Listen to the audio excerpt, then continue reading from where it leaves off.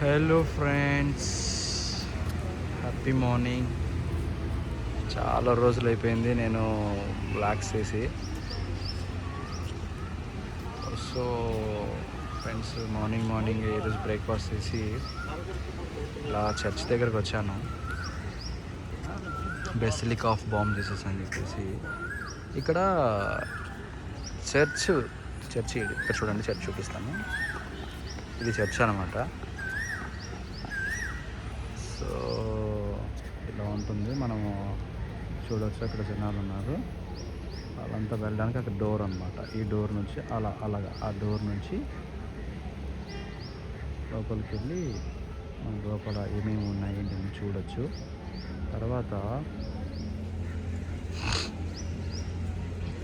లోపల ఒక విశేషమైన విషయం ఏంటంటే, సెయింట్ ఫ్రాన్సిస్ జేవియర్ అని చెప్పేసి ఆయన ఒక ప్రవక్త.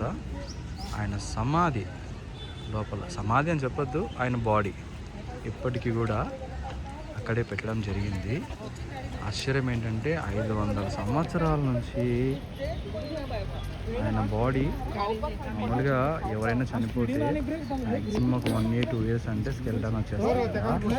కానీ ఇక్కడేంటి తెలుసా, ఇంతవరకు ఆయన బాడీ చర్మం అట్లాగే ఉంది. అంటే ఇంకొక ఎవ్రీ 3 yearsకి ఒకసారి ఆయనకి నెయిల్స్ పెరుగుతాయి. ఆ నెయిల్స్ కూడా కట్ చేస్తారంట. కట్ చేస్తారు. ఈ చర్చ్ చాలా చాలా బాగుంటుంది, చూడడానికి అద్భుతంగా ఉంటుంది. చూపిస్తాను మీకు, లోపల కూడా నేను ఎక్స్ప్లోర్ చేస్తాను. చూడండి ఫ్రెండ్స్, ఎండాకాలం కదా, ఎండ చంపేస్తుంది అనమాట. అయినా నాకు మన ఊర్లో ఉండే ఎండ, మన రాయలసీమలో ఉండే ఎండ కంటే ఇక్కడేం పెద్ద ఎండ అనిపించట్లేదు నాకు.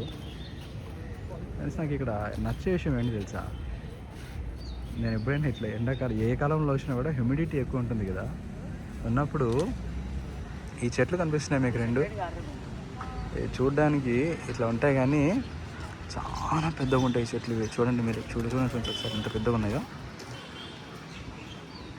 ఇట్లా వచ్చి ఆ చెట్టు కింద అట్లా మొత్తం తిరిగేసి చర్చ అంతా ఎండలో వచ్చి అట్లా చెట్టు కింద సేద తీర్చుకున్నాం అనుకోండి, అబ్బా ఎంత సమ్మగా ఉంటుందో సేద తీరడానికి.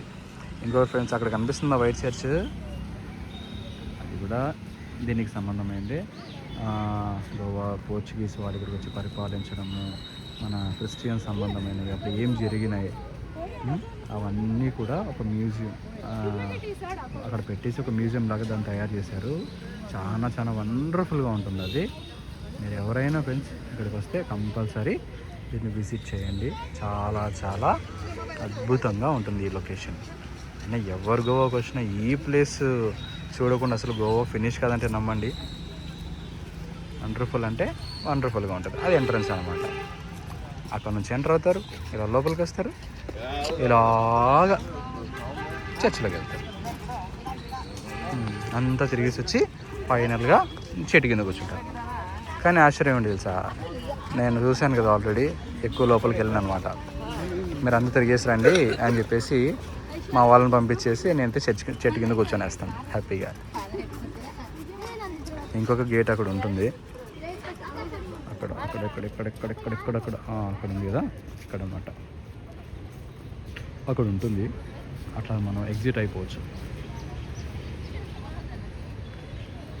సో ఫ్రెండ్స్, ఇక్కడ ఇంకా మీకు ఏమైనా ఇన్ఫర్మేషన్ కావాలనుకుంటే ఇన్స్టిట్యూట్ ఆఫ్ గుడ్ లిటరేచర్ అని చెప్పేసి ఒక షాప్ ఉంటుంది మనకు. దీంట్లో మనకు కావాల్సిన బుక్స్, మీకు ఏదైనా బుక్స్ కావాలంటే, ఏదైనా ఇంకా తెలుసుకోవాలి, గోవా గురించి తెలుసుకోవాలన్నా, ఇక్కడ సెయింట్ ఫ్రాన్సిస్ జేవియర్ వచ్చి ఆయన ఎలా జీవించాడు, ఆయన ఏమేమి చేశాడు అనేది మీరు తెలుసుకోవాలనుకుంటే దానికి సంబంధించిన బుక్స్ ఇక్కడ దొరుకుతాయి. సో మీరు ఇక్కడ ఒకసారి కాంటాక్ట్ అవ్వచ్చు. సో ఈ పక్కన వచ్చేసి వాళ్ళ హౌస్, మరి ఇక్కడ ఈ చర్చికి సంబంధమైన వాళ్ళ ఇండ్లన్నీ ఇక్కడే ఉంటాయి, ఈ కాంపౌండ్లోనే ఉంటాయి.